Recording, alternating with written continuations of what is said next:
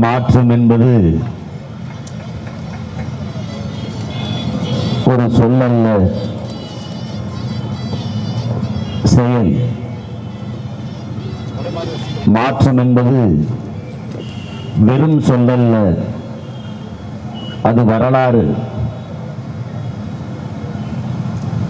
என்ற புரிதலோடு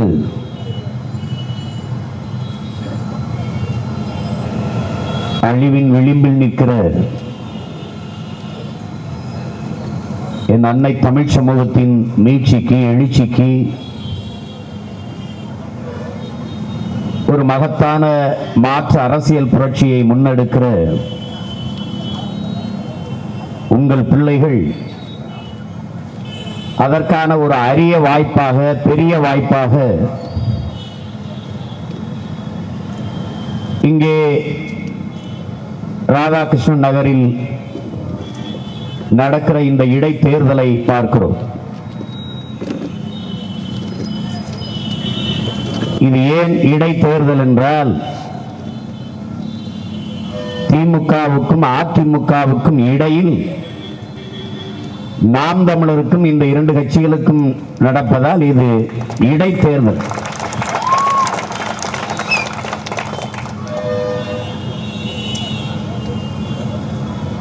நாங்கள் பெரிதும் அன்பு கொண்டு நேசிக்கின்ற எங்களின் அருமை சொந்தங்களுக்கு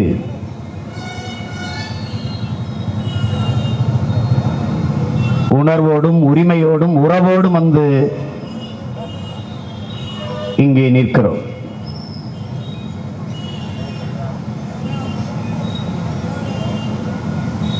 புரட்சி என்பது கட்டளைக்கு கீழ்ப்படிந்து நடப்பதில்லை. புரட்சி என்பது சூழ்நிலைகளுக்கு ஏற்ப பிறப்பதில்லை. புரட்சி என்பது வரலாற்றின் போக்கிலே முதிர்ச்சி அடைகிறது என்கிறார்கள். அது பல்வேறு உள்நாட்டு வெளிநாட்டு காரணங்களால் வெடிக்கிறது என்கிறார்கள். அப்படி இப்போது தமிழர் நிலத்தில் வரலாற்றின் போக்கிலே ஒரு புரட்சி முதிர்ச்சி அடைகிறது. அதுதான் நாம் தமிழர் கட்சி முன்னெடுக்கிற அரசியல் புரட்சி. தமிழன் தாய் நிலத்திற்கு உள்நாட்டு வெளிநாட்டு பல்வேறு காரணங்களால் தரப்படுகிற அழுத்தத்தால் பிதுக்கி பிரசவிக்கப்படுகிறது இந்த புரட்சி. என் அன்பு தம்பி தங்கைகளுக்கு சொல்லுவேன், என் அருமை பெற்றோர்களுக்கு சொல்லுவேன், நாம் தமிழர் என்பது ஒரு கட்சி அல்ல, அது கட்சியின் பெயரே இல்லை. நாம் தமிழர் என்பது நாம் பிறந்த பெருமைமிக்க இனத்தின் அடையாளம் என்பதை கவனத்தில் வைத்துக் கொள்ள வேண்டும்.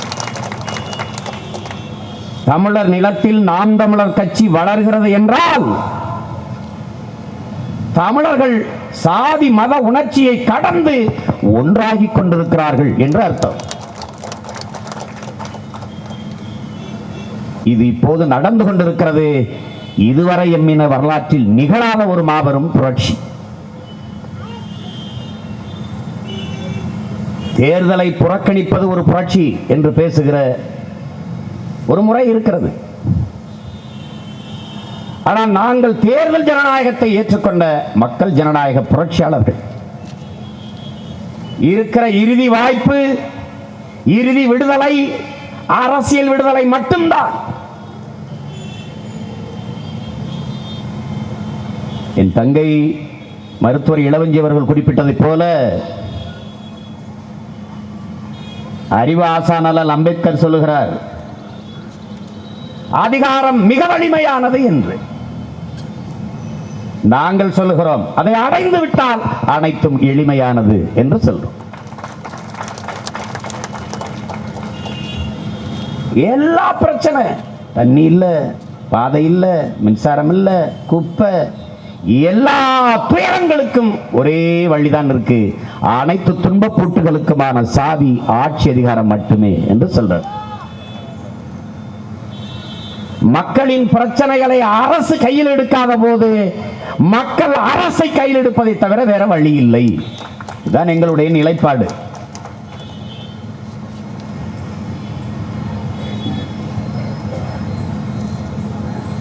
வெற்றிடத்தை காற்று நிரப்பும் என்கிறான் மாவோ.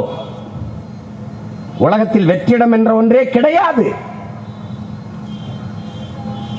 இந்த அரசியலில் வெற்றிடம் இருக்கிறது என்கிறார்கள். இதை கற்றவர்கள் நிரப்பவில்லை என்றால் கயவர்கள் நிரப்புவார்கள். இதை விளங்கிக் கொள்ளணும். இப்ப நாம எப்படி கூட்டம் போட்டுக்கிட்டு இருக்கோம், கூடி பேசிக்கிட்டு இருக்கோம். வரும்போது 2 தேர்தல் கட்சி அலுவலகங்களை கடந்து வந்தோம். அங்க எப்படி இருக்கு, பணத்துக்கு கொடுக்கறதுக்கு டோக்கன் வாங்க வரிசையில் நின்றுட்டு இருக்கான். எப்படி இருக்கு? என்னைக்கு இவங்களை ஒழிக்கிறோமோ அன்னைக்கு தான் நம்ம தூங்கணும். அதை புரிஞ்சுக்கிறணும். நீங்க நல்லா விளங்கிக்கிறணும்.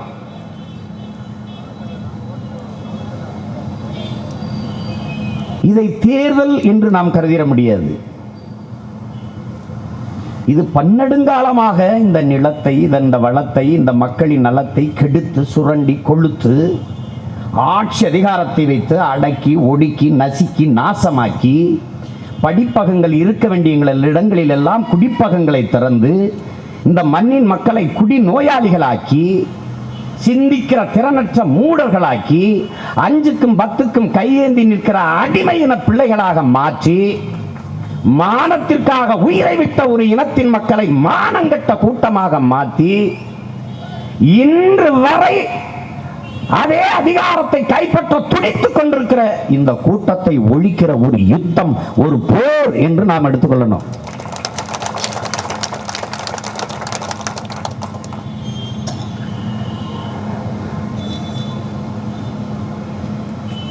பல பேர் பயந்துகிட்டு போட்டி போடுறதே இல்லை, போயிடுவாங்க. நாம் அப்படி ஆள் இல்லை. பயம்ங்கிறதே நம்ம பரம்பரைக்கு கிடையாது.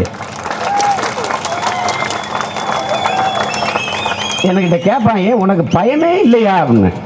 டேய், கொலை செய்கிறவன், கொள்ளையடிக்கிறவன், ஊராஞ்சத்தை திருடி உலையில ஓடுறவன், அயோக்கிய பைய, கேடு கட்டவன், மானம் கட்டவன், திருட்டு பைய, கொள்ளையடிச்சுட்டு ஜெயிலுக்கு போனவன்லாம் பயம் இல்லாமல் திரியும் போது இதையெல்லாம் ஒழிக்கணும்னு இருக்கிற உண்மையும் நேர்மையுமான சத்தியத்தின் பிள்ளைகள் நாங்கள் எதுக்கடா பயப்படணும்? திருட்டு பையிலே தெரியுமா தெரியுறான். இதெல்லாம் சரி பண்ண வந்த காவல்காரன் நான் பயப்படணும்? எதுக்கு பயப்படணும்?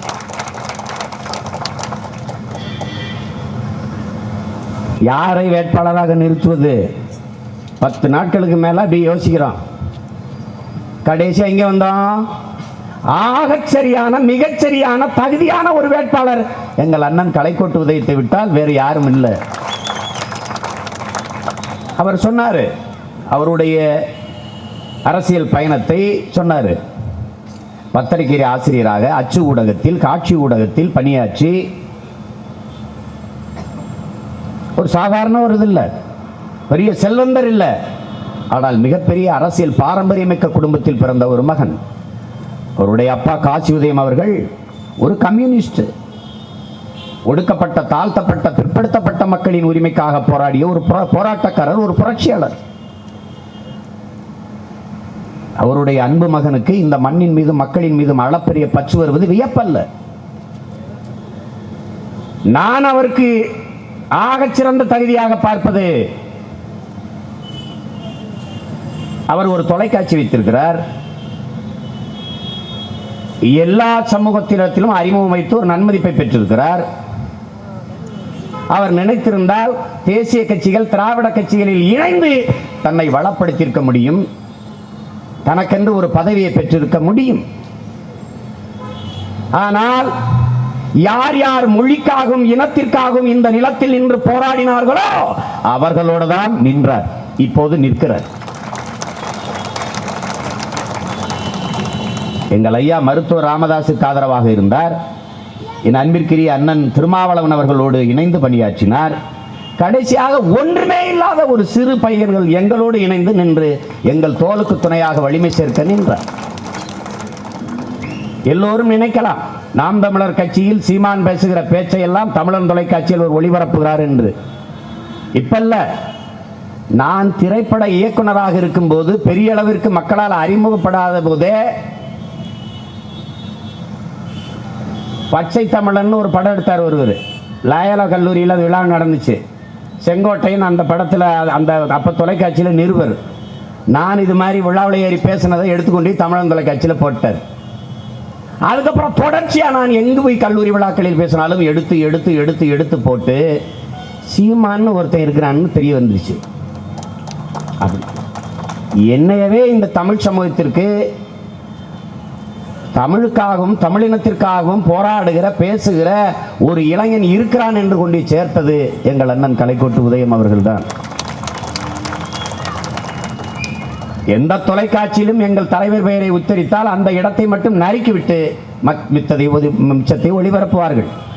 ஆனால் தமிழன் தொலைக்காட்சி அந்த ஒரு காரணத்திற்காகவே திரும்ப திரும்ப ஒளிபரப்பும்.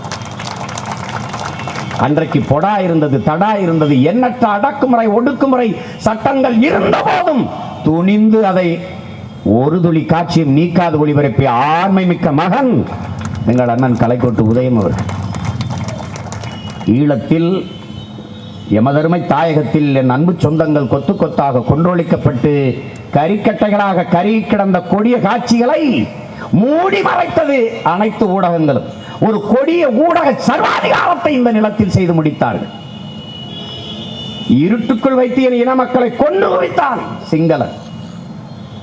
எந்த சர்வதேச தொடரும் இல்லை. தொண்டு நிறுவனங்கள், சர்வதேச அமைப்புகள், ஊடகங்கள் எல்லாவற்றையும் வெளியேற்றிவிட்டு கொன்று குவித்தான். அந்த காலகட்டத்தில் எது கிடைத்ததோ அந்த துளி காட்சிகளை தொகுத்து ஈழத்தில் இன்னொரு தமிழர்களின் தாயகத்தில் நமது அருமை சொந்தங்கள் கொன்றொழிக்கப்படுகிறார்கள் என்ற காட்சியை தொடர்ச்சியாக ஒளிபரப்பிய ஒரு ஊடகம் ஒன்றென்றால் அது தமிழன் தொலைக்காட்சி என்பதை நாம் மறந்துவிட முடியாது.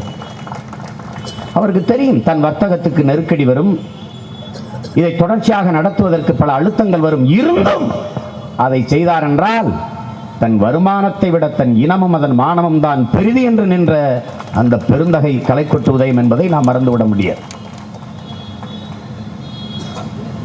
அதுவெல்லாம் காரணம் சமரசம் செய்யாத ஒரு போராளி.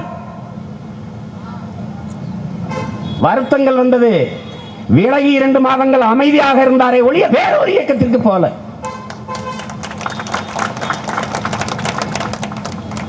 திருப்பி நம்ம தேர்தல் நின்றோம், 4.5 லட்சம் வாக்குகள் வாங்கணும், இது பெரிய சாதனை, நாம் மேலும் வளர்ந்து வெல்வோம் என்று சொல்லி நம்மோடு இணைந்து நின்றாரே ஒழிய விலகி செல்லல.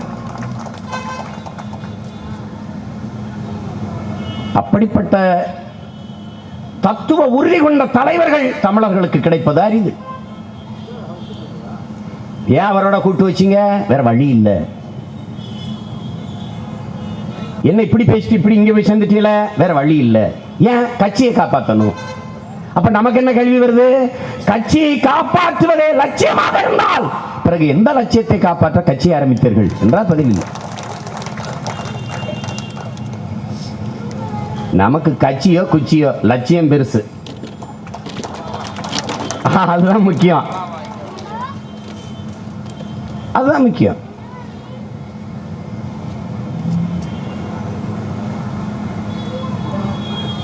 போட்டிட்டா வெல்லுவியா?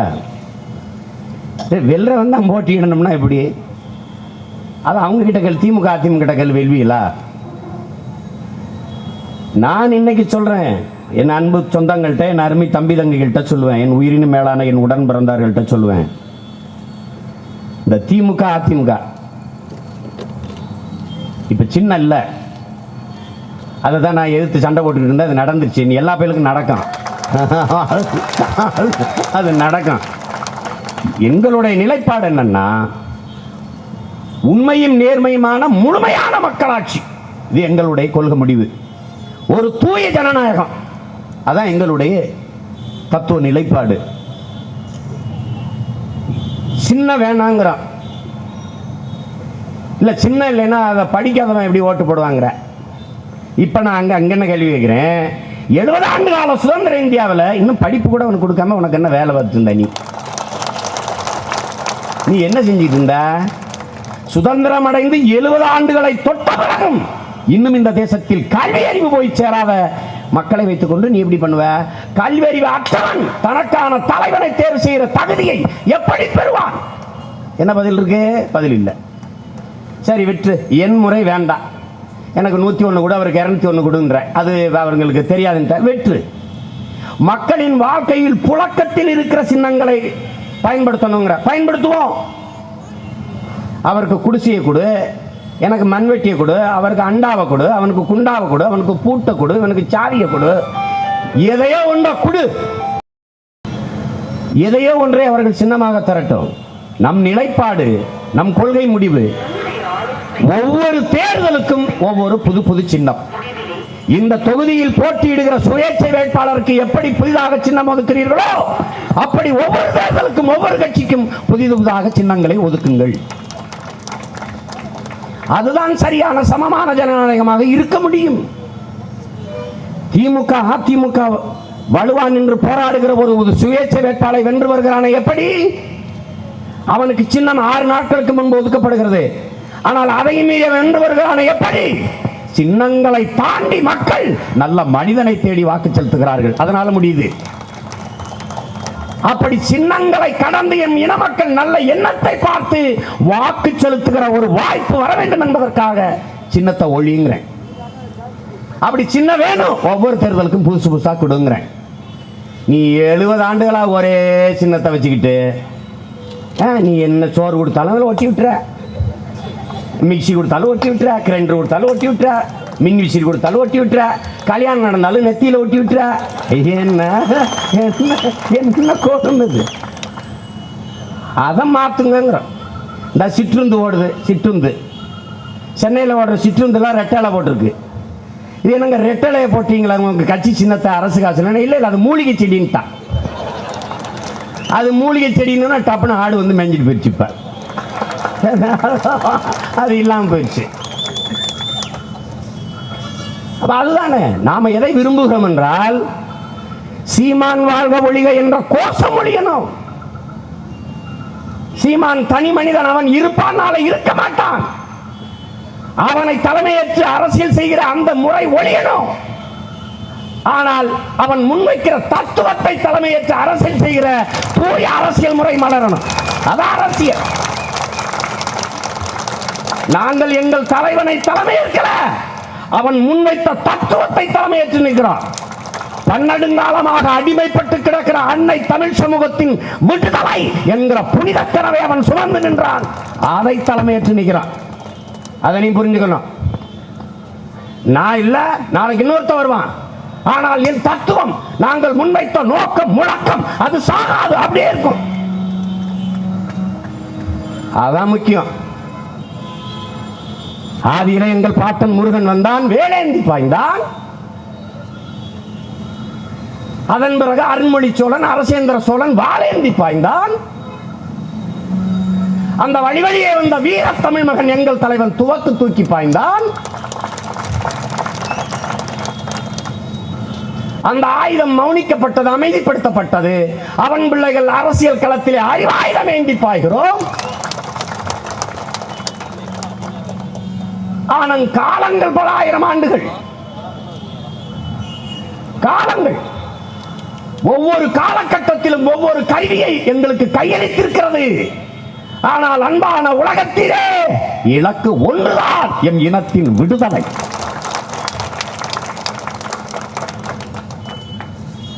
இது ஒரு தொடர் ஓட்டம். என் முன்னவர்கள் கொளுத்தி கொடுத்த நெருப்பு கைமாத்தி கைமாத்தி கைமாத்தி கொண்டு ஓடி வருகிறோம். இந்த தலைமுறை தமிழ் பிள்ளைகள் ஓடி வருகிறோம். எங்கள் தோள்கள் தளர்வதற்குள் வென்றுவிட்டால் நல்லது, இல்லை என்றால் வலிமை மிக்க இன்னொரு தலைமுறையின் தோள்களுக்கு கடத்துவோம். ஆனால் சத்தியமாக ஒரு நாள் வென்று முடிப்போம். இதுல எந்த மாற்றம் இல்லை. சமரசம் செய்வது, பின்னடைவது, சோர்ந்து போவது அது இல்லை. அப்படி சின்னங்கள் இல்லாது சரியான சமமான ஜனநாயக போட்டிக்கு தயாரா? இன்னொன்று, ஒவ்வொரு நாளும் எல்லார் சமாதியிலும் போய் சத்தியம் பண்றீங்க. தியானம் இல்லடா, அது மயானம். அதுல கண்டுபிடி ஒரு தம்பி போட்டிருக்கான், புத்தன் வந்து போதி மரத்தில் உட்கார்ந்தான்னா ஞானம் வந்தது. போதி மரம்னா நான் கூட ஏதோ மரம் நினச்சிக்கிட்டு இருந்தேன், இந்த அரச மரம் தான். அப்புறமா தான் இந்த அரச மரத்தை தான் போதி மரம்னு எழுதி வச்சிருக்கேன். அங்கே போய் உட்காந்தா ஒருத்தருக்கு பதவி போச்சு, ஒரு அம்மா உள்ளே போச்சு, ஒரு அம்மா புருஷன் போயிட்டான், ஒருத்தருக்கு எல்லாம் சின்னம் போச்சுன்னு இருக்காங்க. எழுதியிருக்கான் அவர் தம்பி. இது நான் சொல்லலை, எழுதி அனுப்புகிறாங்க. அது படிக்கும்போது சிரிக்காமல் இருக்க முடியல, சிரிச்சதை சொல்லாமல் இருக்க முடியல. என்ன நாடே சிரிப்பா சிரிக்குது, நாம சிரிச்சா என்ன என்ன என்ன இருக்குது? கொடுமையாக இருக்கு. என்னத்தையோ ஒன்று பண்ணிட்டுருக்காங்க, குள்ளா போட்டாங்க. எல்லாத்தையும் மொட்டையடிச்சு நமக்கு போட்டாங்கல்ல குள்ளா, அந்த அவனுக்கு அடையாளமாக ஒரு குள்ளா போட்டுருக்கான். எப்படி அவங்களுக்கு மின் கம்பத்தை கொடுத்துருக்காங்க. இப்போ தானே எரியுதா இல்லையான்னு பார்க்க. ஏன்னு கேளு, கரண்ட்னா தாடா எரியும். எங்களுக்கு தீக்குச்சி போதும் கொளுத்தி விட்டு உட்காந்துருப்பான். எங்களுக்கு மண்ணெண்ணை கூட தேவையில்லை, அவனுக்கு கரண்ட் இருந்தால் தான் எரியும். இப்போ தான் தெரியும், டே நம்ம கரண்ட்டே இல்லாமல் இவங்களை பாடுபடுத்திருக்கோம்டா, ஒரு நாள் கூட ஐயோ கொடுமையே கொடுமையே. எங்கள் ஊரில் அந்த அம்மா வந்து இப்படி 2 விரலை காட்டிகிட்டே இருந்துச்சு. ஜெயலலிதா அம்மையார் கேட்டான், எங்கள் ஊர் அரணையூரில் 2 மணி நேரம் தான் மின்சாரம், அதுவும் முறைப்படுத்தப்படலை. காலையில் 2 மணி நேரமா, ராத்திரி 2 மணி நேரமா தெரியாமல் இரவுகளாக முழிச்சுக்கிட்டு இருக்கணும், எப்போ வரும்டான்னு அந்த தண்ணி பாய்ச்சறதுக்கு. ஒரு தம்பி கேட்டான், ஏன்னா இவ்வளவு நேரம் விட்டு 2 மணி நேரம் மட்டும் நமக்கு ஏன்னா கொடுக்குறாங்க? மறந்துடுவி இல்லடா, மின்சாரம்ங்கிறது இப்படி தான் இருக்கும்னு நினைவு வச்சுக்கிறதுக்கு தான் அந்த போட்டு அமைத்திக்கிறான்டா. அந்த அம்மா 2 விரல் ரெட்டலைன்னு நினைச்சான். 2 மணி நேரம் தான் மின்சாரம், அதை அப்பவே சொல்லிட்டாங்க. அரசியல் என்பது ஒரு வாழ்வியல், அதை நாம விளங்கிக் கொள்ளணும். அரசியல் என்பது வாழ்க ஒழிக கோஷம் அல்ல. இங்கே அரசியல் என்பது அரிசியலாக மாற்றப்பட்டிருக்கு. ஐயா வந்தா 10 கிலோ போடுவாங்க, அம்மா வந்தா 20 கிலோ போடுவாங்க அரிசி. ஆனா அந்த 20 கிலோ அரிசியில 1 கிலோ அரிசியில ஒரு நாளாவது அவர் வீட்டு கோழிக்கு போட்டிருப்பாரா, நாய்க்கு சோறாக்கி போட்டிருப்பாங்களா? போட்டிருக்க மாட்டாங்க, சாப்பிடாது. இது ஒரு கேடுகட்ட கொடிய இழிவான ஆட்சி முறை. என் தம்பி இடும்பைவனம் கார்த்திக் அவர்களோட பதிவு செய்தார்கள். தெற்காசிய பிராந்தியத்தில், ஆசிய கண்டத்தில் தீண்டப்படாத நகரமாக இருந்த சிங்கப்பூர், மலேசியா இன்னைக்கு பூமியின் அழகுமிகு எழில்மிகு நகரங்களாக, நாடுகளாக மாறி நிற்கிறது என்றால் வெறும் 1/4 நூற்றாண்டு காலத்துக்குள்ள இவ்வளவு பெரிய உயரத்தை தொட்டுக்கானா ஒரு வளம் கிடையாது. சிங்கப்பூர்ல ஒண்ணு கிடையாது. மரத்தை கூட வேற ஒரு இடத்துல புடிங்கிட்டு வந்தா நடுவான், அவன்கிட்ட ஒன்றும் இல்லை. ஆனால் தமிழ்நாட்டு இளைஞர்களுக்கு மட்டுமல்ல, இந்திய பெருநிலத்தின் இளைஞர்களுக்கு மட்டுமல்ல, உலகத்தில் பல்வேறு நாட்டு இளைஞர்களுக்கு வேலை வாய்ப்பு கொடுத்துருக்கான் ஒரு இத்தனையின் நாடு.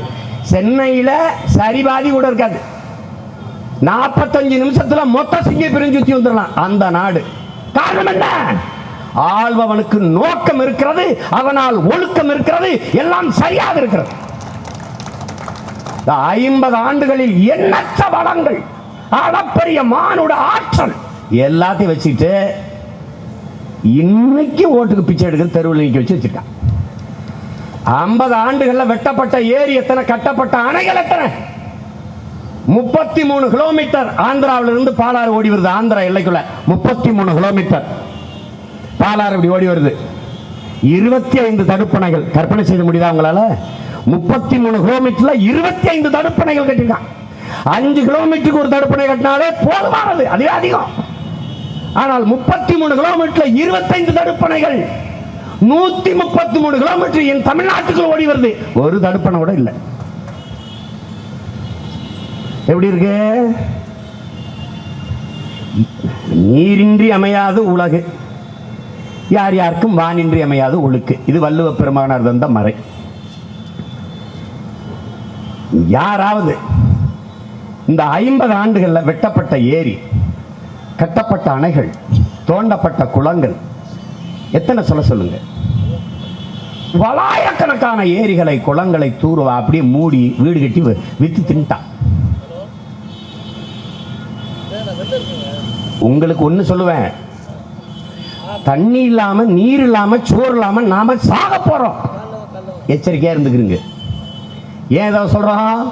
உங்கள் பிள்ளைகள் எங்களை விட்டா உங்களுக்கு எவனும் சொல்ல மாட்டான், இதை சொல்ல மாட்டான். நாங்க பேசுறோம்ல, இதையெல்லாம் கேட்கணும். இன்னும் இல்லை, இன்னும் 15 நாள் இங்கே தான் பேசிட்டு இருப்போம். அங்கே பேசுவோம், அங்கே பேசுவோம், அங்கே பேசுவோம், அங்கே பேசுவோம். இடம் இல்லை, மேடம் இல்லை, வண்டியில் நின்று பேசுவோம், தெருவில் நின்று. அன்பு சொந்தங்களே, அருமை தம்பிகளே, கதிர் ஏங்களே, பிறந்துட்டோம் அவங்க கூட விட்டு போக முடியல.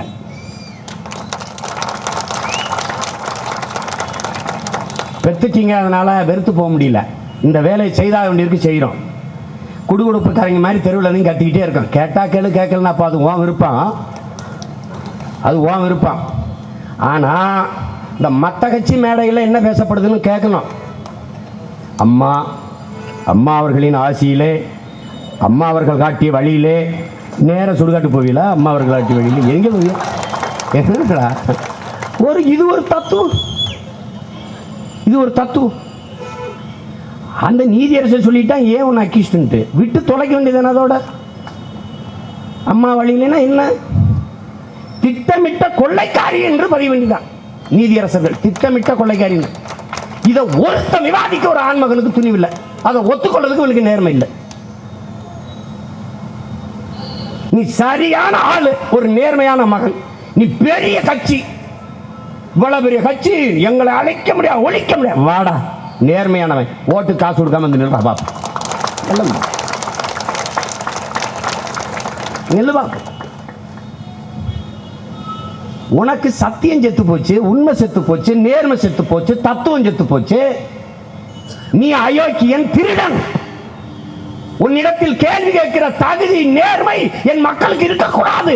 அதனால அவனையும் குற்றவாளி ஆக்குற, காசை கொடுத்து.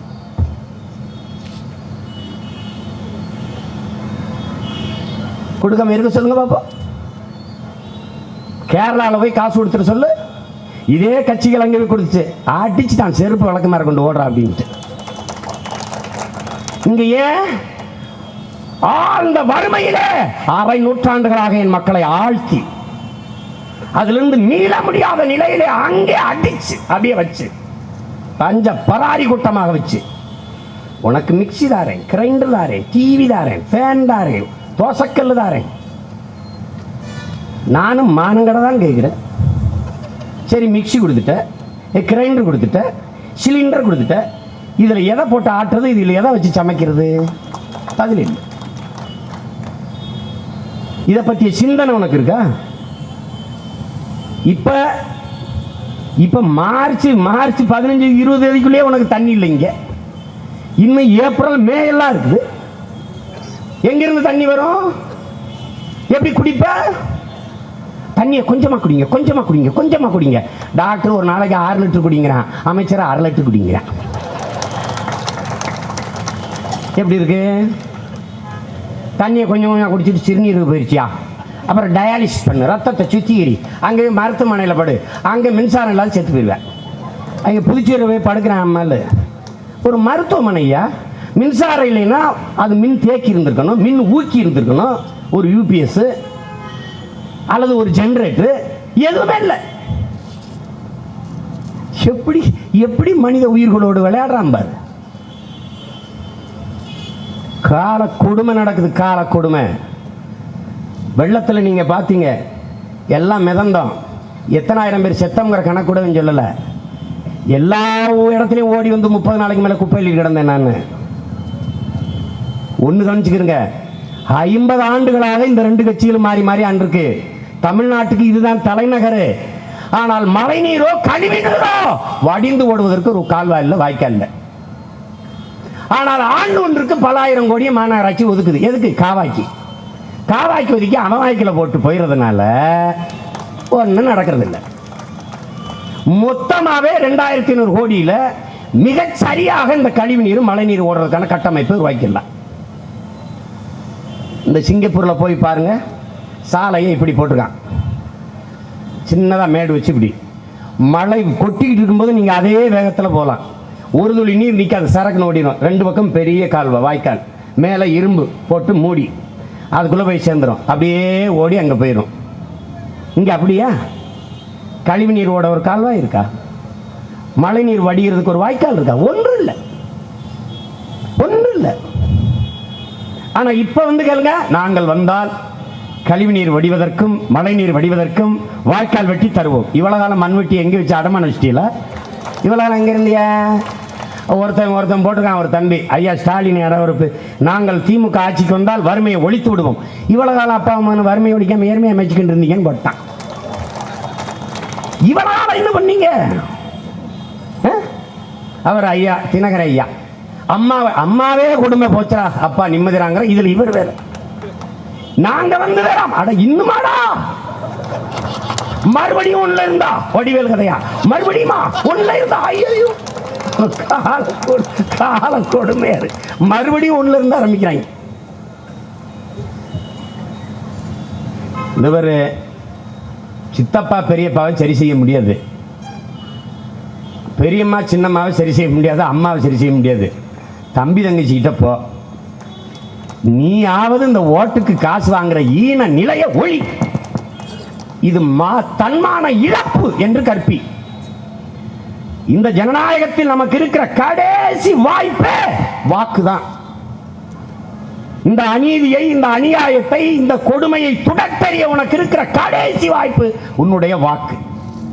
அந்த வலிமை மிக்க ஆயுதத்தை தூக்கு, இந்த அநீதியை, கொடுமையை தாக்கு, ஒளி. இதான் இருக்கிற வாய்ப்பு.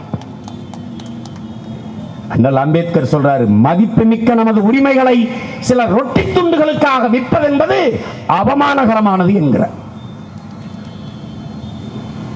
அறிஞர் அண்ணா அவர்கள் சொல்கிறார்கள், தங்கத்தை எவனாவது தவிட்டிற்கு விற்பானா? விற்கிறான். வாங்குறது யாரு? அவர் ஆளுகள் தான் வாங்குது. வாக்குக்கு காசு கொடுப்பவன் பாவி, அந்த காசை வாங்கி கொண்டு வாக்கு செலுத்துபவன் தேச துரோகி என்று தெய்வ திருமகன் ஐயா பசும்பொன் முத்துராமலிங்க தேவர் அவர்கள் குற்றம் சாட்டுகிறார்கள். இது ஒரு தேச துரோக குற்றம். வாக்கு என்பது, தேர்தல் என்பது வாக்கை விற்கிற ஒரு சந்தை அல்ல. அதை நம்ம முடிவெடுத்துக்கணும். வாக்கு என்பது 5 ஆண்டு கால எதிர்கால வாக்கை தீர்மானிக்கிற ஒரு சிந்தனை என்பதை நினைவில் கொள்ளணும். பணத்தை எவன் கொடுக்கிறானோ அவன் திருடன். எவன் பணம் கொடுக்கலையோ அவனுக்கு ஓட்ட போடு, இவன்கிட்ட வாங்கிக்க. நீ அங்க 1000 ரூபாய் வாங்கினியா, நாங்க உண்டியில இருந்து வரும்போது ஒரு 500 போட்டு நீ 200 வச்சுக்கிட்டு ஓட்ட ரெட்டை மெழுகுவர்த்திக்கு போட்டு விட்டு.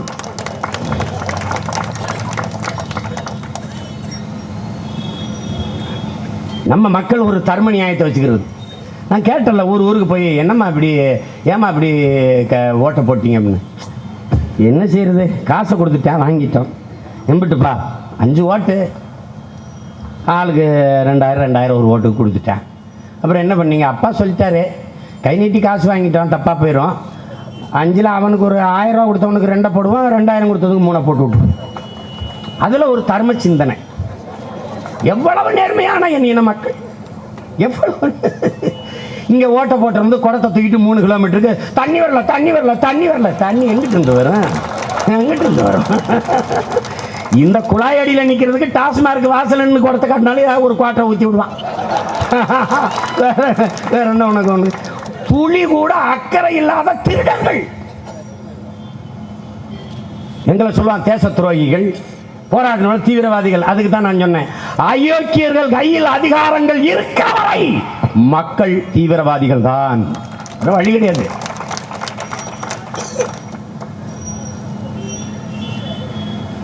நாங்க இந்த அற்ப ஓட்டுக்கான கூட்டம் நினைக்காத. இந்த நாட்டுக்கான பிள்ளைங்க, புரட்சிக்காரங்க. இந்த காவா வெட்டுறது, இந்த இது வெட்டுறது, ரோடு போட்டு தர்றேன், இந்த விளக்க போட்டு தர்றேன், கட்டடம் மொத்தமாக வர்ற இந்த நாட்டை அழிச்சு போகிறோம், வேற நாட்டை கட்டிடுறோம். ஒண்ணுமே சரி கிடையாதுங்க, எல்லாமே தப்பு. உலகத்தின் தலை சிறந்த நாடாக மாற்றி படைக்கிறோம்.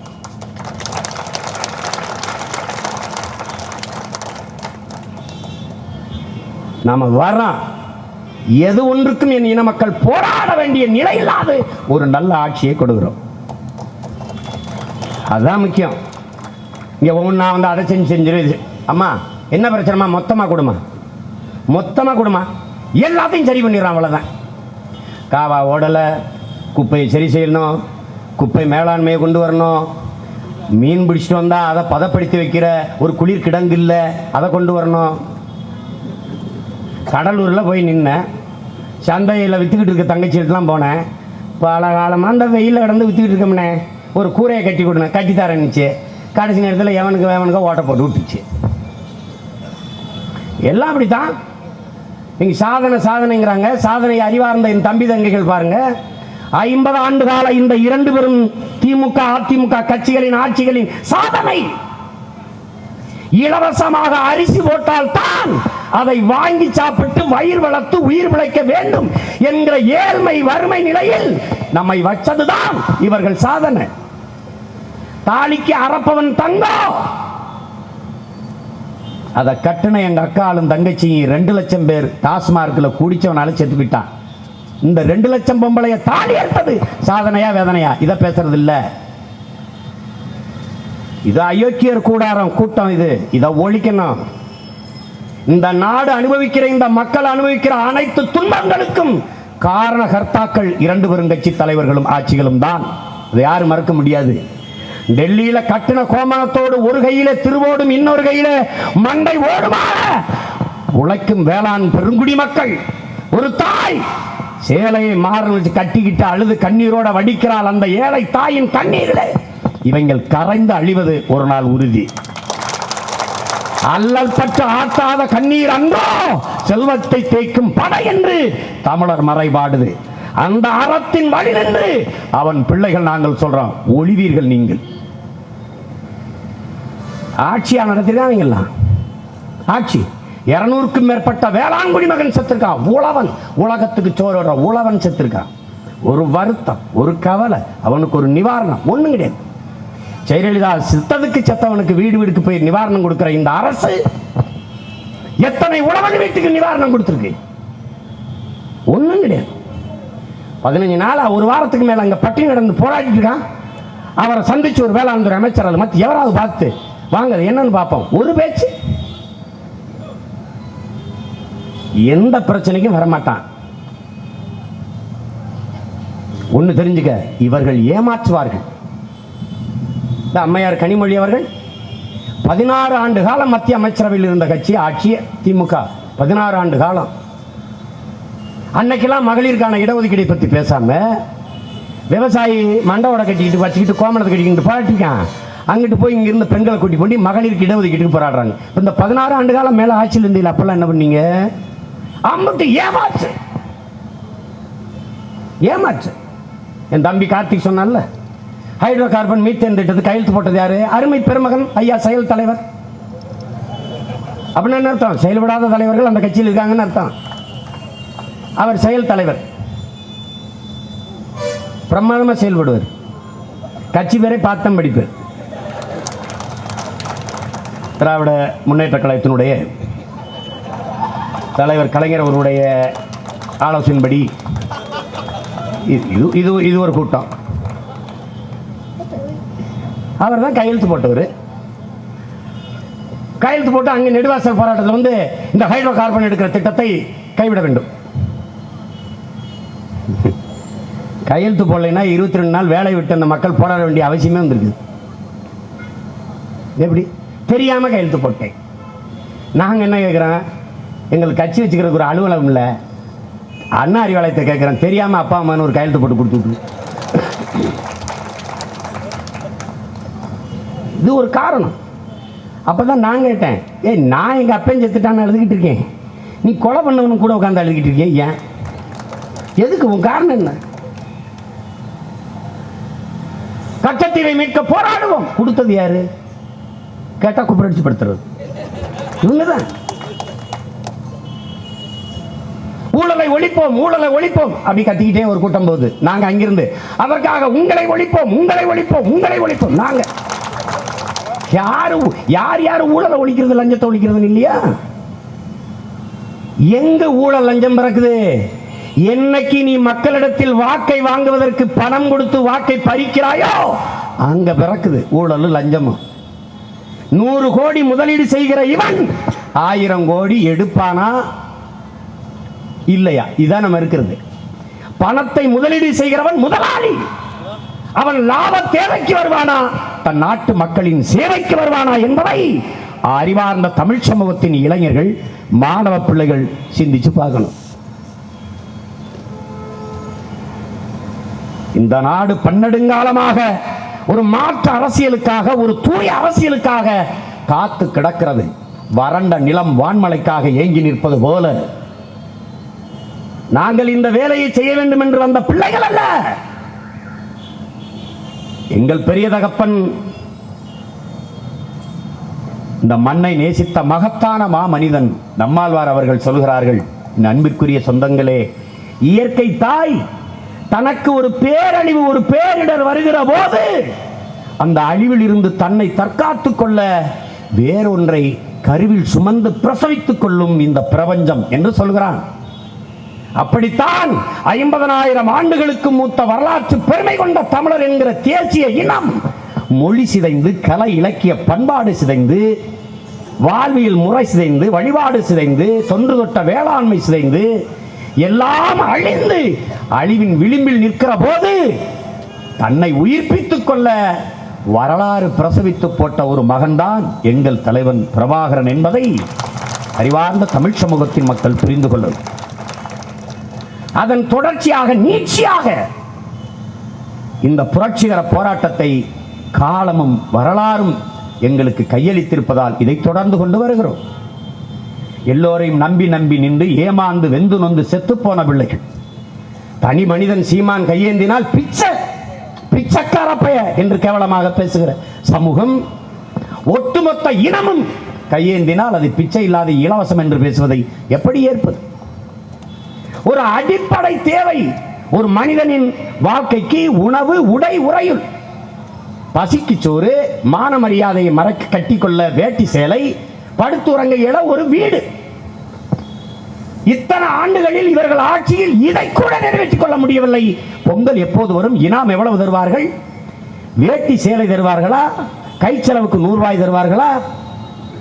அரிசி எவ்வளவு போடுவார்கள் இலவசமாக? இதுவா? ஐயா வந்தா ஐயா பேர்ல வீடு, அம்மா வந்தா அம்மா பசுமை திட்டம் வீடு, ஐயா வந்தா ஐயா காப்பீட்டு திட்டம், அம்மா வந்தா அம்மா காப்பீட்டு திட்டம். என்ன உங்க பரம்பரை சொத்தை வித்துட்டு வந்து எங்களுக்கு காப்பீடு போடுறிய? என்ன போடுறிய? என்ன போடுறீங்க? ஒன்றை தெரிந்து கொள்ளணும் இந்த தலைமுறை தமிழ் பிள்ளைகள். இந்த 2 பெரும் கட்சிகளும் கொள்ளையடிச்சு வச்சிருக்கிற காசுகளை எண்ணி முடிக்கிறதுக்குள்ள நம்ம இறந்து போயிருவோம். அவ்வளவு வச்சிருக்காங்க. ஒவ்வொரு அமைச்சரும் அவன் வச்சிருக்க சொத்து பட்டியலை அனுப்பினாலும் அப்படி தலை சுத்திருது அப்பா அப்படின்னு. இதை ஒழிக்கணும். உனக்கு இவனெல்லாம் முன்மாதிரி இல்லை. உனக்கு காமராஜ், கக்கனு, சிங்காரவேலர், ஜீவானந்தம், வாவு சிதம்பரனார், இதை பார்த்து நீ அரசியல் செய்ய வரணும். நம்ம தாத்தாக்கள் ரெட்டமலை சீனிவாசன், நமது பாட்டன் அயோத்தியாச பண்டிதர், இவர்களை மனசில் வச்சுட்டு அரசியல் செய்ய வரணும். நீ இந்த சும்மா வாழ்க ஒழிகன் கோஷம் போடுறது, குனிஞ்சு கும்பிட்ட மந்திரி, இந்த வேலையை ஒழிக்கணும். நீ எனக்கு ஓட்டு போடு, போடாம போ, அது உன் பிரச்சனை, இது என் பிரச்சனை. நான் கடைசி வரை கத்திட்டு தான் ஜாவேன். நீ போட்டா போடு, போடலைன்னா போ, எனக்கு அது இல்லை. ஆனால் ஒரு நாள் நீ கண்ணீர் விட்டு கதறி அழுகும்போது கண்ணு முழிச்சு பார்த்தினா நான் இருக்க மாட்டேன். அப்போ நீ கவலைப்படுவ.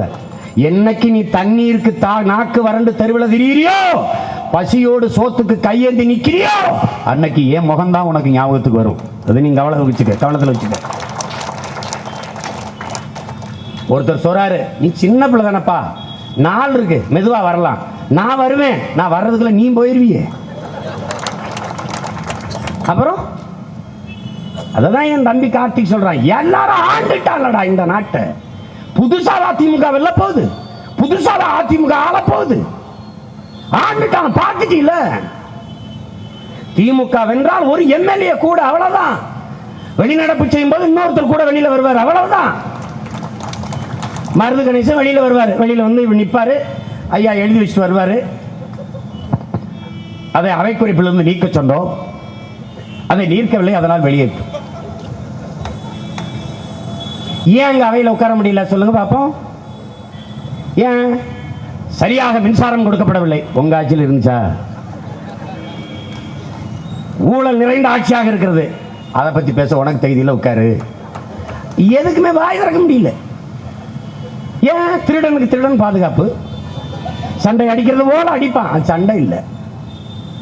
ரெண்டு பேருமே சாராய தொழிற்சாலை வச்சிருக்காங்களா இல்லையா?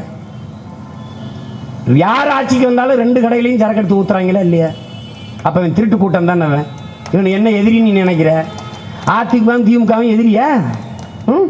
ஐயா ஓபிஎஸ் கேட்குறாங்க, அம்மையார் சசிகலா சொல்றாங்க, ஸ்டாலினை பார்த்து ஓபிஎஸ் சிரித்து கொண்டு பேசிக்கொண்டு. அன்னைக்கு ஒரு பையன் எழுதுறான், ஆத்தாடி சசிகலா இந்த சந்திரமுகி ஆயிடுச்சுரா அப்படின்னு சிரித்து கொண்டு பேசிக்கொண்டு. அவர் உடனே, நாம எதிர்கட்சியா இருக்கும்போது திமுக ஆளுங்கட்சியா இருக்கும்போது மெடாஸ்ல இருந்து சரக்கு எடுக்கிறதுக்கு பேசிட்டு வந்தது யாருன்ட்டார். இப்ப தெரியுதா? அவர்கள் ஆட்சிக்கு வந்தாலும் ஐயா கலைஞருடைய சாலைகள் இருந்து அங்கே போகும், அங்கிருந்து இங்கே வரும், நம்ம குடிச்சிட்டு சாபம், அவர் வித்து கொண்டு இருப்பார். நீ முன்னாள் முதல்வர்கள் என்றெல்லாம் போடக்கூடாது. முன்னாள் சாராய அதிபர்கள், இந்நாள் சாராய அதிபர்கள், அப்படிதான் நீ பேர் போடணும். இந்த கொடுமைகளெல்லாம் ஒழிக்கணும். உலகத்தில் எல்லா இனங்களும் அடிமை நிலையில் இருந்து விடுதலை பெறுவதற்கு அரசியல் செய்கிறான். ஆனால் அன்னை தமிழ் சமூகம் அடிமையாக வாழ்வதற்கு, உரிமையை இழந்து அடிமையாக வாழ்வதற்கு 50 ஆண்டுகளாக அரசியல் செய்து கொண்டிருக்குது. இது ஒரு கொடுமையான நிலை. ஒன்ன கூட சரி செய்யல. இந்திய எதிர்த்தான், 500க்கும் மேற்பட்ட நமது முன்னோர்கள் செத்தான். இந்தி இருக்கா வந்துருச்சு. ஏன்?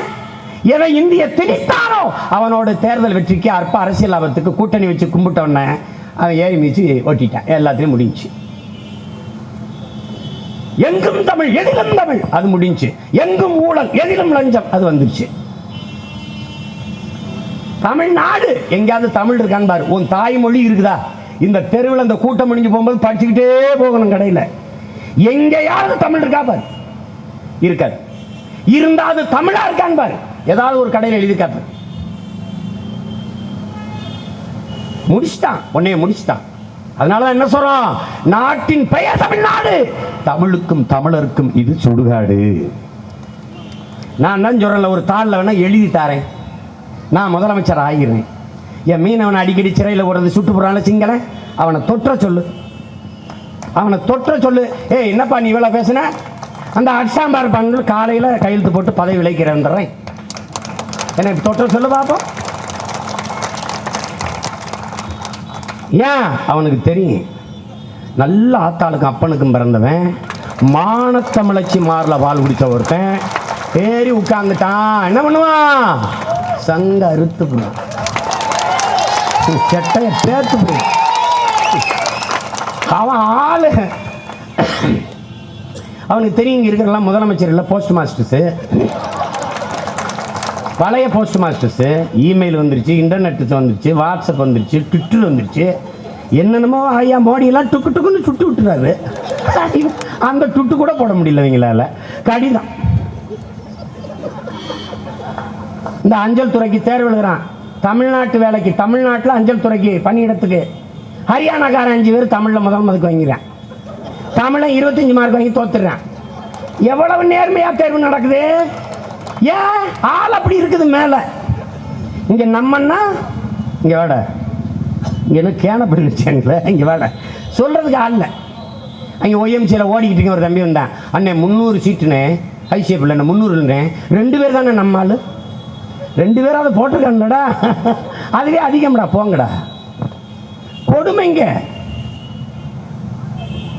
ஒண்ணுதான் என் அன்பு மக்களுக்கு சொல்லுவேன், கோடி கனவு கொண்டு உங்கள் பிள்ளைகள் நிற்கிறோம். கோடி கனவு கொண்டு உலகத்தின் தலை சிறந்த நாடாக என் தமிழ்நாட்டை மாற்றி படைக்கணுங்கிற பெருங்கனவோடு நிற்கிறோம். ஊழல், லஞ்சம், பசி, பஞ்சம், கொலை, கொள்ளை, பாலியல் வன்கொடுமை, சாதிய இழிவு, தீண்டாமை, மது, மத போதை, பெண்ணி அடிமைத்தனம், அடக்குமுறை, ஒடுக்குமுறை ஏதுமில்லாத ஒரு தூய தேசத்தை படைக்க வேண்டும் என்கிற உயர்ந்த கனவோடு நிற்கிறோம். இதை புரிஞ்சுக்கிட்டு வாக்கு செலுத்தணும். நீ வென்றுவியா சீமான்? வென்றுவேன், வென்றுவேன். இதுவரை நீங்கள் உதயசூரியனுக்கும் ரெட்டலைக்கும் போட்ட ஓட்டை உங்கள் பிள்ளைகள் எங்களுக்கு போடுங்க. வெல்றனா இல்லையான்னு பார்ப்போம். ஏன்னா பிறக்கும் போதே ஜெயலலிதா பெரிய முதலமைச்சராக பிறந்துட்டாங்களா, இல்லை பிறக்கும் போதே ஐயா கலைஞர் பெரிய முதலமைச்சராக பிறந்துட்டாரா? அவரும் ஒரு முன்னாள் கதாசிரியர், உங்க முன்னாள் நடிகை. நீ போட்ட அந்த ஒற்றை விரலால் கொடுத்த உயரம் அதான் புரட்சி தலைவி, தானே தலைவி, தன்மான தலைவி, இதெல்லாம் நீ போட்டது தான். நீ ஒரு தடவை மாற்றி ரெட்டை மெழுகுவர்த்தியில் போடு, எல்லாம் சரியாயிடும். இல்லை நீ மறி வாங்கிட்டு அவன்கிட்ட காசு வாங்கிட்டு அவனுக்கே போடு, எங்களெல்லாம் தூக்கி சுடுகாட்டில் போடு, முடிஞ்சு போச்சு. திரும்ப திரும்ப சொல்லுவேன், நான் கேட்டு நிற்பது ஓட்டல்ல, இந்த மண்ணின் மக்களுக்கான உரிமை. நாங்கள் கேட்டு கையேந்தி நிற்பது வாக்கல்ல, வருங்கால தலைமுறை பிள்ளைகளின் வாழ்க்கை. அதை கவனமா வச்சு வாக்கு செலுத்துங்க, அது ரொம்ப முக்கியம். எந்த பிரச்சனையும் தீர்க்கப்படல. 15 நாள் இங்கே தானே உங்களோட பேசிட்டு இருப்பேன். எவ்வளவு பிரச்சனைகள் இருக்குன்னு நான் சொல்லிக்கிட்டே இருக்கேன். நீங்கள் கேட்டு பாருங்க, தலை சுத்திக்கல விழுந்துருவீங்க. ஏதாவது ஒன்று தீர்க்கப்பட்டிருக்கா? இப்போ உங்களுக்கு ஒன்று சொல்கிறேன். சேலம் உருக்காலை, அரசு உருக்காலையை தனியாருக்கு கொடுத்துடக்கூடாதுன்னு அங்கே போராட்டம். அத்திக்கடவு அவிநாசி திட்டத்தை நிறைவேற்ற சொல்லி 1957 இருந்து போராட்டம். மீனவர் படுகொலையை தடுக்க சொல்லி, கச்சத்தீவை மீட்க சொல்லி பல ஆண்டுகளாக போராட்டம். தஞ்சையில் மீத்தன் எரிகாற்று எடுக்கக்கூடாதுன்னு போராட்டம். நெடுவாசல ஹைட்ரோ கார்பன் எடுக்கக்கூடாதுன்னு போராட்டம். ஆந்திர காட்டுக்குள்ள எங்கள் பிள்ளைகள் செம்மரக்கட்டைகளை வெட்ட போயிட்டான்னு போராட்டம். இங்க அறிவார்ந்த பிள்ளைகள் நிற்கிறீங்க, படிக்கிற பிள்ளைகள் நிற்கிறீங்க. செம்மரக்கட்டைகளை காடுகளில் வெட்டும் போது கையங்களமா பிடிச்சு கைது பண்ணியா அப்படின்னு ஒரு வார்த்தை கேட்டுச்சு அந்த அரசியல்ல. அவன் செம்மரக்கட்டையை தான் வெட்ட வந்தான் என்று உனக்கு எப்படி தெரியும்? ஏன் கொத்தனார் வேலைக்கு வந்திருக்கலாம், தச்சு வேலைக்கு வந்திருக்கிறான், ஒரு உணவு விடுதியில வேலைக்கு வந்திருக்கலாம். அப்ப இந்த நூற்றாண்டில் கொத்தடிமைகளை விட ஒரு மனித உரிமையே மீறி ஒரு செயலாக புறங்கையை கட்டி தாகத்துக்கு தண்ணீர் எப்படி ஊத்தி, இதையெல்லாம் பார்த்துட்டு மாட தமிழை நாங்க இருக்கணும், அப்படியே இருக்கணும், கையிட்டு இருக்கணும். ஒரு காட்டுக்குள்ள விட்டு நிர்வாணப்படுத்தி சுத்தி 4 பேர் நின்று கம்ப வச்சு அடிக்கிறான். ஒவ்வொரு அடியும் அவ்வளவு வலிக்குது எங்களுக்கு. அப்ப எவ்வளவு வெறியோடு நிப்போம்னு பாரு. இப்ப நான் முதலமைச்சர்னா அடிப்பாரா ஐயா நாயுடு? அடிப்பாரா? என்ன பண்ணு வேசியமானு கேட்பான். அந்த சேகர் ரெட்டி, அந்த தீனதயாள்னு ஒரு தொழிலதிபர் எப்படி எப்படி காட்டுறான் பாருங்க. இவன் செம்மர கட்ட வெட்ட போயிட்டானா ஆளு. கடத்தல்காரர்கள், தமிழர்கள் திருடர்கள். சேகர் ரெட்டி தொழில் அதிபர். என் கோயில் சிலைகள் எல்லாம் தீடி வச்ச அயோக்கிய பய அவன் தீனதயாளை தொழில் அதிபர். எப்படி இருக்கு? வயிற்று பசிக்கு ஆளு கூலிக்கு மரவெட்ட போனவன் திருடன். ஆத்து மணல் அம்பட்டையும் வித்து பல ஆயிரம் கோடியை பதுக்கி வைத்து வச்ச அயோக்கிய பய தொழில் அதிபர். எப்படி இருக்கு? நான் என்ன பண்ணுவேன், 2 பேரையும் நல்ல தூண்ல மாதிரி தூண்ல கட்டி வச்சு ஆட்டி ஆட்டி அடிச்சு பின்னி அதே மாதிரி படத்தை எடுத்து அனுப்பிடாங்க. உனக்கு எப்படி வலிக்குதுன்னு பாரு. எப்படி இருக்கு? எப்படி இருக்கு பாரு. அவன் என்ன நினைக்கிறான், இதை செய்யறதுக்கு அங்க ஆள் இல்லை. ஏன் ஆள்றவன் ஏன் ஆள் இல்லை? இப்ப இருக்கிறது புள்ளப்பூச்சி. அதுக்கு காலும் இல்லை, கொடுக்கும் இல்லை, ரெக்கையும் இல்லை, ஒன்றும். அது பரிதாபம். அவருக்கும் சேர்த்தா நம்ம போராடிட்டு இருக்கோம். எங்கேயாவது முதலமைச்சர் தேர்தல் பணிக்குழு இருந்தது இந்திய அரசியல் வரலாற்றில் எங்கேயாவது பார்த்திருக்கீங்களா? முதலமைச்சர் 151 பேர் தேர்தல் பணிக்குழு. அப்ப எவ்வளவு பயப்படுறாங்கன்னு பாருங்க. நாங்க ஒரு பயம் இல்லை எங்களுக்கு, இந்த இவ்வளவு பேர் தான். எப்படி இருக்கு? முதலமைச்சரே தேர்தல் பணிக்குழுவில் இருக்கிறார். ஏன்? ஆட்சியை காப்பாற்றி ஆகணும், எங்களுக்கு மக்களை நாட்டையும் காப்பாற்றி ஆகணும். அந்த கட்சிகளுக்கு சின்னத்தை காப்பாற்றி ஆகணும், கட்சியை காப்பாற்றி ஆகணும், ஆட்சியை காப்பாற்றி ஆகணும். எங்களுக்கு இவங்க கிட்ட இருந்து மக்களையும் நாட்டையும் காப்பாற்றி ஆகணும். இதுதான் நம்ம கடமை, பொறுப்பு. அதை விளங்கி கொள்ளணும். ஆள் பார்த்து அடிக்கிறான் நம்மள. எல்லா இடங்களிலும் பிரச்சனை. அதமான தமிழ் மக்கள், நான் என்னிலும் இளைய என் தம்பி தங்கைகளுக்கு சொல்லுவேன், ரொம்ப கவனமாக நம்ம அரசியல் செய்ய வேண்டிய காலம் இது. ஏமாந்துடக்கூடாது, விட்டுறக்கூடாது. ஒரு புரட்சிகர அரசியலை நம்ம முன்னெடுக்கணும். நீ யாருக்காக உழைக்கிற? அண்ணல் அம்பேத்கர் சொல்றாரு, நீ யாருக்காக உழைக்கிறோம் என்ற எண்ணத்தை கைவிடு. நீ பிறந்த பெருமை மிக்க சமூகத்திற்காக உழைக்கிறோம் என்ற பெருமிதமும் திமிரும் உனக்கு இருக்கணுங்கிறார். நீ அதை கவனத்தில் வச்சுக்கணும். நீ எந்த நோக்கத்தை கொண்டிருக்கிறாயோ அதில் அசைக்க முடியாத அழுத்தமான நம்பிக்கையை கொண்டிரு. இது வெல்லுமா? நம்ம வெல்ல முடியுமா? உறுதியாக வெல்றோம். அந்த அசைக்க முடியாத நம்பிக்கை உனக்கு வரணும். நாம வெல்லலைன்னா எவன் வெல்லுவேன்? இன்னைக்கு இல்லை நாளைக்கு வெல்றோம், நாளைக்கு இல்லை நாளை மறுநாள் வெல்றோம். உன் மக்கள் உன்னை தோக்கடிச்சிட்டாங்களே, நீ இவ்வளவு பேசினியே மக்களுக்காக, உன்னை தோக்கடிச்சிட்டாங்களே, எவன் தோக்கடித்தானோ அவன் ஒரு நாள் தோளில் தூக்கி வைத்து கொண்டாடுவான். இரண்டும் நடக்கும். என்ன நாங்க பேசுறது அவனுக்கு புரியல. அவன் பார்க்குறான், தானை தலைவர், தன் மனை தலைவர், ஐயா டாக்டர் கலைஞர், இதை கேட்டுக்கிட்டே இருந்தவன் புரட்சி தலைவி இவன் டாக்டர்னு வந்தவன அருமை சொந்தங்களே, யாரா வேற்றுக்கிற மாதிரி வந்து போயிட்டு இருக்கான் நினைக்கிறேன். அதான் பிரச்சனைங்க. நாங்கள் இலவசம் உங்களுக்கு எதுவும் தரமாட்டோம். உங்கள் பிள்ளைகள் தர இருக்கிற இலவசம் 3: ஒன்று மருத்துவம், இன்னொன்று கல்வி, இன்னொன்று தூய குடிநீர். இது 3 தான் இலவசம். அவன் ரேஷன் கடையை மூடிட்டான். என்னைக்கு உணவு பாதுகாப்பு மசோதா வந்துச்சோ, நாட்டில் உணவு இல்லை, இருக்கிற உணவு உணவா இல்லை, ஆனால் அதுக்கு ஒரு பாதுகாப்பு மசோதா கொண்டாண்டான், கையெழுத்து போட்டான். ரேஷன் கடையை மூடிடுவான். இப்போ போயிட்டு பருப்பு இல்லை, அரிசி இல்லை, பாமாயில் இல்லை, ஒரு வாரம் கழிச்சு போவான், அங்கே கடையே இல்லை. என்ன பண்ண? மூடிட்டான். இப்போ என்ன தருவானா? நேரடியாக அவன் வங்கி கணக்கில் காசு போடுவானா, அதை எடுத்துக்கிட்டு போய் நீ கடைகளில் வாங்கிடுவான். கடை யாருது? அதானி அம்பானி. இது யாருக்கு ஏஜென்ட்டு? நான் திரும்ப சொல்கிறேன், புரோக்கர் பயல்களை பிரதமர் முதல்வர் ஆக்கி வச்சுட்டிய நீ. அவன் புரோக்கர் வேலை பார்த்துருக்கான், நீ வந்து உட்காந்துட்டு செல்போன் டிரான்சாக்ஷன். செல்போனுக்கு உற்பத்தி செய்கிறவன் அவன் லாபமா இல்லை மக்களுக்காக வருதா அவனுக்காக வருது? கேடுகட்ட கூட்டங்களாக போயிட்டான் அவன். நம்ம அதை நம்பிக்கிட்டு இன்னும் ஓட்டு போட்டுக்கிட்டு அவன் சொல்கிறான், ஏடிஎம்ல பணம் எடுக்க வந்தால் 3 முறைக்கு மேல் பணம் எடுத்தால் 50 ரூபாய் கட்டணும், 150 ரூபாய் கட்டணும். நான் என்ன சொல்கிறேன், 150 ரூபா தான் இருக்குது ஏடிஎம்ல, அதை எடுக்க வரேன், எடுத்து ஒன்றை கொடுத்துட்டு போயிடுறதா? அப்போ வீட்டில் போய் நான் சோத்துக்கு என்ன பண்ணுறது? ஏப்பா என்ன பயங்கரமான ஆட்சியாக இருக்க.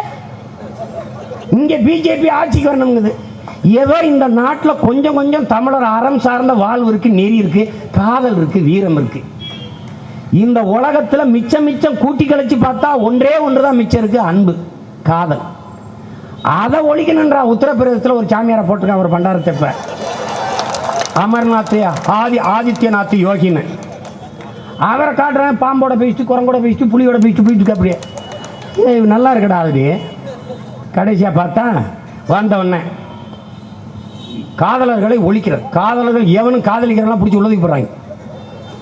எதுக்குடானா, இந்து பெண்களை இஸ்லாமிய பெயர்கள் காதலிச்சிடக்கூடாது. எப்படிப்பட்ட ஆளுகள் ஆளுகிற நாட்டில் வாழ்ந்துட்டு இருக்கான்னு பார்த்துக்க. பொண்ணையும் பையனையும் காவலர் உட்காந்து உக்கி விட சொல்கிறேன். இப்போ என்ன சொன்னது? அவனுக்கு தானடா ஓட்டு போட்டிய, உக்கிய போடுங்கடா. காலக்கொடுமை இது. மனித மாண்புக்கே ஒரு உயிரியல் தியரிக்கே எதிரானது. காதலிக்க கூடாது அப்படிங்கிறது. இது என்ன இருக்குது இந்த நாட்டில்? அப்போ ஏதோ ஒரு கொடுமை. அது ஆட்சிக்கு வரப்போகுது. இங்கே பாரதிய ஜனதா ஆட்சிக்கு வரணுங்குது. சரி, வந்து என்ன செய்ய போகுதுன்னு கேட்போம். என்ன செய்ய போகுது? கச்சத்தீவை மீட்க போகுதா? மீனவர் படுகொலையை தடுக்க போகுதா? இல்லை தமிழில் வழக்காடு மொழி வந்துட போகுதா? என்ன செஞ்சிட போகுது? காவிரி மேலாண்மை வாரியம் அமைக்க சொல்லி போராடினோம்ல, ஏன் அமைக்கல? ஹைட்ரோ கார்பன் எடுக்கிறதில் காட்டுகிற தீவிரத்தை ஏன் காவிரி மேலாண்மை வாரியம் அமைக்கிறது தரல, காட்டல? இல்லை சிறையில் இருக்கிற என் தம்பிகள் 7 பேரை விடுதலை செஞ்சிட போகுதா? எதை இந்த இனத்திற்காக செஞ்சிட போகுது? ஒன்றும் செய்யாது. எதற்காக இந்த கட்சிகள், இதன் ஆட்சிகள் ஏன் வரணும்? பாரதிய ஜனதா வந்து, காங்கிரஸ் வந்து, திமுக வந்து, அதிமுக வந்து என்ன செய்யுமோ அதை விட 1000 மடங்கு நல்லாட்சி எங்களால் தர முடியும். நீங்க வேண்டாம்.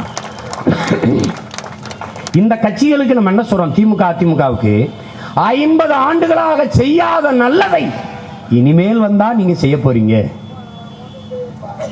இப்ப இத்தனை எம்எல்ஏக்களை வைத்துக் கொண்டு செய்யாத நீங்கள் இந்த இடைத்தேர்தல் எம்எல்ஏ வென்று கொண்டு போய் தான் செய்ய போறீங்களா? பார்த்தோம்ல கூவாத்தில் நீங்க என்னென்ன எவ்வளவு அருமையான திட்டங்களை வகுத்துக் கொண்டு எப்படி மக்கள் சேவை ஆற்றினீர்கள்னு. ஒரு எம்எல்ஏ வந்து சொல்றாரு, காலையிலே ஆப்பம் பாயா கறின்னு போட்டு இதுனாங்க ஒரே இதா தூக்கிடுப்பாங்க. மகிழ்ச்சியா இருக்கும், சுதந்திரமா இருக்கும், சந்தோஷமா இருக்கும். அதுக்கு தாண்டா ஓட்டு போட்டு உங்களை அனுப்பிவிட்டான். கால கொடுமை. அவர்கள் எல்லோரும் கூவாத்திலே இருக்கட்டும், நம்ம மந்திரி சபைக்கு போறதுக்கான வேலையை பார்ப்போம். அந்த வேலையை பார்ப்போம். ஒவ்வொன்றுக்கும் தெருவில் உட்கார்ந்து போராடி கொண்டே இருக்க முடியாது. என் அன்பிற்குரியவர்களே, என் அருமை சொந்தங்களே, போராட வேண்டிய நிலைமையில் இல்லாது ஒரு தூய அரசை அமைக்க வேண்டிய அவசியம் நமக்கு இருக்கு, பொறுப்பு இருக்கு. இந்த இடைத்தேர்தலை வென்று நீ என்ன செய்வ? ஒரு ஆள் உங்க அண்ணன் கலைக்கொட்டுவதை வென்று என்ன செய்வ? நீ ஓட்ட போடு, வெல்ல வை. அடுத்த நொடியில தமிழ்நாட்டு அரசியலை மாறி நீ திமுக வென்றால் கூடுதலா இன்னொரு எம்எல்ஏ, அதிமுக வென்றால் அது கூடுதலா இன்னொரு எம்எல்ஏ. வேணா ஐயா எடப்பாடி இறக்கிட்டு தினகரன் வந்து முதலமைச்சர் ஆவாரு. இதான் நடக்கும். ஆனா இரட்டை மெழுகுவர்த்திக்கு போட்டு நீ எங்க அண்ணன் கலைக்கொட்டு உதயத்தை வெல்ல வைத்தால் வரலாற்றில் இது ஒரு புரட்சி. அதை தொடங்கிய நிலமாக, தொடங்கிய தொகுதியாக மதிப்பிற்குரிய ஐயா ராதாகிருஷ்ணன் பெயரில் இருக்கிற இந்த நகர், ஆர்கே நகர் விளங்கும். அதை புரிஞ்சுக்கணும். உலகம் முழுமைக்கு இருக்கிற ஒட்டுமொத்த தமிழனும் இந்த தொகுதியை விட்டு பார்த்துட்டு இருக்கான். இங்கேயாவது மான தமிழ் மக்கள் ஒரு மாற்றத்தை விரும்பி வாக்களிச்சிட மாட்டாங்களா? இங்கேயும் இனமானத்தை இந்த பணத்திற்காக அடமான வைக்கிற கூட்டமாக இவர்களும் மாறிவிடுவார்களா என்ற ஏக்க தவிப்போடு, எதிர்பார்ப்போடு உலக தமிழ் மக்கள் காத்துக் கொண்டிருக்கிறார். அதை உணர்ந்து என் அன்பிற்குரிய தம்பி தங்கைகள், நான் வாக்கு கேட்கிறேன் என்று நினைக்கக்கூடாது. நீங்கள் ஒவ்வொருவரும் வாக்கு கேட்கணும். நீங்க போங்க. ஒரு நெருப்பு எப்படி பற்றி பரவுமோ, மின்சாரம் எப்படி கடத்தி விடுமோ, அப்படி போய் சந்திக்கிற ஒவ்வொருவரிடமும் சொல்லுங்கள். மாற்றத்திற்கான எண்ணம் உங்களுக்கு இருந்தால் அதற்கான சின்னம் இரட்டை மெழுகுவர்த்தி என்று உணர்த்துங்கள். உங்களுக்கு ஊழல் பிடிக்கல, லஞ்சம் பிடிக்கல, கொலை கொள்ளை பிடிக்கல, 3 வயது பெண்ணை பாலியல் வன்புணர்வு செய்து கொலை செய்யறான். 7 வயது பெண்ணை பாலியல் வன்புணர்வு செய்து கொலை செய்யறான். 16 வயது தங்கை நந்தினியை படுகொலை செய்து பாலியல் கூட்டு வன்புணர்வு செய்து கொலை செய்கிறான். 60 வயசு அம்மாவை வன்புணர்வு செய்து கொலை செய்கிறான். ஆனால் இவர்கள் என்ன சொல்கிறார்கள்? பெண்கள் கவர்ச்சியாக உடை உடுத்துகிறார்கள். 3 வயசு பிள்ளை 7 வயசு பிள்ளை என்ன கவர்ச்சியாக உடை போட்டுச்சு? 60 வயசு பெரியம்மா என்ன உடை போட்டுச்சு? அப்ப என்ன பிரச்சனை? சமூகத்தின் குற்றம். செயல் என்பது சிந்தனையின் விளைச்சல். அதைத்தான் நபிகள் நாயகம் சொல்றார்கள். அப்ப சிந்தனை என்பது சமூகத்தின் விளைவு, சமூகத்தின் விளைச்சல். அப்ப சமூகம் கேடுகட்டதாக இருக்கிறது. ஒருவன் நடிச்சாலையிலே ஒருவனை வெட்டி கொள்கிறான் என்றால் அது சமூகத்தின் குற்றம். 3 வயது குழந்தையை, பச்சிளம் குழந்தையை, கொஞ்ச வேண்டிய குழந்தையை ஒருவன் குதறி கொலை செய்கிறான் என்றால் அது சமூகத்தின் பிழை. அதற்கு அவன் மற்றும் குற்றவாளி அல்ல, நானும் நீனும் நம் சமூகம் மொத்தமும் தலைகுனிய வேண்டிய ஒரு அவமானம். அது நமது குற்றம். அது எங்கிருந்து வரணும்? மாற்றம் கல்வியில் இருந்து வரணும். ஒரு நல்ல தாய் 100 ஆசிரியர்களுக்கு சமம் என்கிறார்கள். தாயின் இதயமே குழந்தையின் சிறந்த பள்ளிக்கூடம் என்று சொல்கிறார்கள். அதை கல்வி முறையில் இருந்து ஒழுக்கமும் வாழ்வியல் நெறியும் கற்பிக்கப்படும். நபிகள் நாயகம் ஸல்லல்லாஹு அலைஹி வஸல்லம் அவர்கள் சொல்கிறார்கள், என் அன்பிற்குரிய மக்களே, ஒரு தந்தை தன் பிள்ளைகளுக்கு கொடுக்க வேண்டிய சிறந்த பரிசு, அன்பு பரிசு, சிறந்த கல்வியும் நல்ல ஒழுக்கமும் என்று சொல்கிறார்கள். இது ரெண்டு இங்க இருக்கா? மாற்றணும், எல்லாவற்றையும் மாற்றணும். குடிக்க நீர் இல்லாம, சோறு இல்லாம தத்தளித்துக் கொண்டு நிற்கிற தமிழ் சமூகமாக மாறி நிற்குது. இந்த பிச்சைக்கார கூட்டம் என்கிற நிலையில் இருந்து எழுச்சியும் புரட்சியுமாக எழுந்து வலிமை மிக்க ஒரு தமிழ் சமூகமாக இது மாறணும். உங்கள் பிள்ளைகள் மாத்தி காட்டுவோம். நீங்க நம்புங்க. யார் யாரையோ நம்பி வாக்கு செலுத்திட்டீங்களே, ஒரு முறை உங்கள் பிள்ளைகளை, வானத்திலிருந்தா வந்திருக்கோம், உங்கள் வயிற்றிலிருந்து பிறந்த பிள்ளைகள் தான் வந்திருக்கோம். தலைவராக வந்திருக்கோம் இல்ல, உங்கள் உடன் பிறந்தவர்களாக, உங்கள் உறவுகளாக, உங்கள் அண்ணன் தம்பிகளாக, உங்கள் பிள்ளைகளாக வந்திருக்கோம். எத்தனை விளக்குகள் உங்கள் வீடுகளில்? எந்த விளக்கும் தன்னை வருத்திக் கொண்டு அழித்துக் கொண்டு வெளிச்சத்தை தருவதில்லை. ஆனால் தன்னையே அழித்துக் கொண்டு வருத்திக் கொண்டு உலகத்திற்கு வெளிச்சக்கீற்றை தருகிற ஒரு விளக்கு உண்டென்றால் அது மெழுகுவர்த்தி தான். இந்த மெழுகுவர்த்தியை ஏன் ஏந்தி வருகிறோம்? இந்த விளக்கை போல எங்களை நாங்களே வருத்திக் கொண்டு உருக்கிக் கொண்டு அழித்துக் கொண்டேனும் என் அன்பு தமிழ் சமூகம் உயர்வதற்கு, வாழ்வதற்கு, மேம்படுவதற்கு அரும்பாடாற்றுவோம் என்பதை உணர்த்துவதற்காகவே இந்த விளக்கை சின்னமாக ஏந்தி ஓடி வருகிறோம். என் அன்பிற்குரிய மக்களை, இனிவரும் காலங்களிலேயாவது இளைய தலைமுறை தம்பி தங்கைகள் தனி மனித அபிமானத்தை பார்த்து அரசியல் செய்வதை கைவிடுங்கள். நல்ல தத்துவத்தை தலைமையேற்று அரசியல் செய்ய ஓடி வாருங்கள். சின்னங்களை பார்த்து வாக்கு செலுத்துகிற முறையை ஒழித்து நல்ல எண்ணங்களை பார்த்து வாக்கு செலுத்துகிற முறையை வளர்த்தெடுப்போம். தூய ஜனநாயகம் மலர, நல்லாட்சி மலர, அதை கவனத்தில் வைத்துக் கொண்டு இயங்குங்கள். வாக்குக்கு பணம் பெறுவது என்பது ஒரு தன்மான இழப்பு என்பதை நம் அருமை பெற்றோர்களுக்கு, உடன் பிறந்தார்களுக்கு உணர்த்துங்கள். 1000 ரூபாய் வைத்துக்கொண்டு 5 நாள் பசியாமல் சாப்பிடலாம், ஆனால் 5 ஆண்டுகள் பட்டினி கிடப்போம் என்பதை உணர்த்துங்கள். உழைக்கிற நாம் கையேந்தி நிற்கிறோம். உழைக்காத ஒரு வேலையும் செய்யாத அவன் நமக்கு 5000 10,000 காசு கொடுக்கிறானே, நம் உழைப்புக்கான பணம் அவனிடம் எப்படி போனது? உழைக்காதவனிடம் எப்படி போனது? அதுதான் வர்க்க சுரண்டல் என்பதை கற்றுக் கொடுங்கள். இந்த சுரண்டல்வாதிகளிடமிருந்து, ஊழல் பெருச்சாளிகளிடமிருந்து இந்த நாட்டை, மக்களை மீட்க காக்க தன்னலமற்ற ஒரு மாபெரும் அரசியல் புரட்சியை உங்கள் பிள்ளைகள் முன்னெடுத்து வருகிறோம். தலைவர் தொண்டர் என்று இல்லாது தமிழ் தாயின் பிள்ளைகளாக, ஒரு தாயின் பிள்ளைகளாக தமிழர் என்கிற இனக்குடையிற்குள் திரண்டு ஓடி வருகிறோம் என்பதை என் அன்பு உறவுகளுக்கு உணர்த்துங்கள். கூடி கலைகிற மேகங்களாக இல்லாமல், கூடி கலைகிற காகங்களாக இல்லாமல் கூடி பொழிகிற மேகங்களாக மாறுங்கள். என் அன்பிற்குரிய தமிழ் சொந்தங்களே, உங்களிடத்தில் பெரிதும் அன்பு கொண்டு உரிமையோடும் உறவோடும் உங்கள் பிள்ளைகள் நாங்கள் கேட்பது, உங்கள் மதிப்புமிக்க வாக்குகளை எளிய மக்கள், உங்களின் பிள்ளைகள் எங்களுக்கு தந்து வலிமை மிக்க அரசியல் பேராற்றலாக மாற்றுங்கள். தமிழ் தேசிய நாட்டிலே ஒரு தூய அரசியல் புரட்சியை முன்னெடுப்பதற்கான விதையை இந்த தேர்தலில் நீங்கள் விதையுங்கள். நீங்கள் செலுத்துகிற ஒவ்வொரு வாக்கும் நம் மண் காக்கும், மானம் காக்கும், தமிழர் இனங்காக்கும் என்பதை மறக்காமல் மனதில் வைத்துக்கொண்டு வாக்கு செலுத்துங்கள். இரட்டை மெழுகுவர்த்தி நமது சின்னம், அதுவே மாற்றத்திற்கான எண்ணம். புரட்சி எப்போதும் வெல்லும், நாளை மலரும், நமது அரசதை சொல்லும். நமது வேட்பாளர் நமது அண்ணன் கலைக்கோட்டு உதயம் அவர்கள். நமது சின்னம் இரட்டை மெழுகுவர்த்தி. புரட்சி எப்போதும் வெல்லும். நன்றி, வணக்கம். நாம் தமிழர்.